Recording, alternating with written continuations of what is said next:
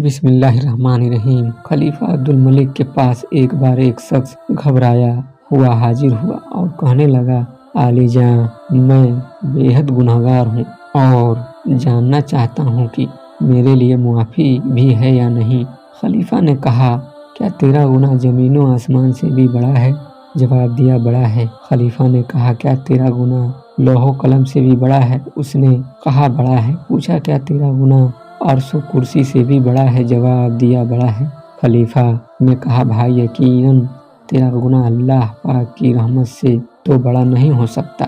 यह सुनकर उसके सीने में थमा हुआ तूफान आंखों के जरिए उमड़ आया और उसने रोना शुरू कर दिया।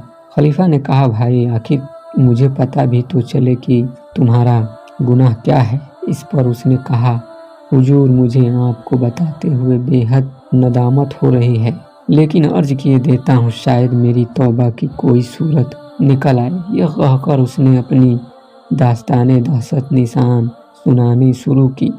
कहने लगा, अली जान, मैं एक कफन चोर हूँ। आज रात मैंने 5 कब्रों से इबरत हासिल की और तौबा पर आमादा हुआ। कफन चुराने की गरज से मैंने जब पहली कब्र खोदी तो मुर्दे का मुंह किबले से फिरा हुआ था। मैं खौफजदा हो जी ही पलटा कि एक गैबी आवाज़ ने मुझे चौंका दिया। कोई कह रहा था, इस मुर्दे से अजाब का सबब तो दरियाफ्त कर ले, मतलब पूछ ले। मैंने घबरा कर कहा, मुझमें हिम्मत नहीं, तुम ही बताओ। आवाज़ आई। यह शख्स शराबी और जानी था। दूसरी कब्र खोदी तो एक दिल दहला देने वाला मंजर मेरी आंखों के सामने था। क्या देखता हूँ कि मुर्दे का मुंह खंजीर जैसा हो चुका है और तौक व जंजीर में जकड़ा हुआ है। गैब से आवाज़ आई, यह झूठी कसमें खाता था और हराम खाता था। तीसरी कब्र खोदी तो उसमें भी एक भयानक मंजर था।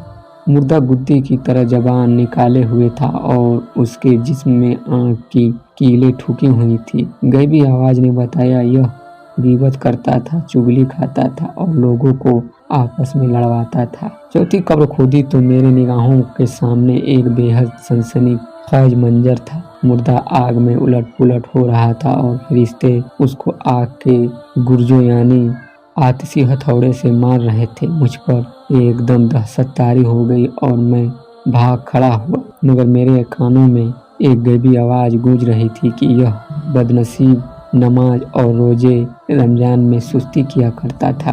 5वीं कब्र जब खोदी तो उसकी हालत गुज़श्ता 4 कब्रों से बिल्कुल बरअक्स यानी उलट थी। कब्र हद नज़र तक वसी थी। अंदर एक दरख्त पर खूबसूरत और नौजवान बैठा हुआ था। गैबी आवाज़ ने बताया, इसने जवानी में तौबा कर ली थी और नमाज व रोजे का सख्ती से पाबंद करता था।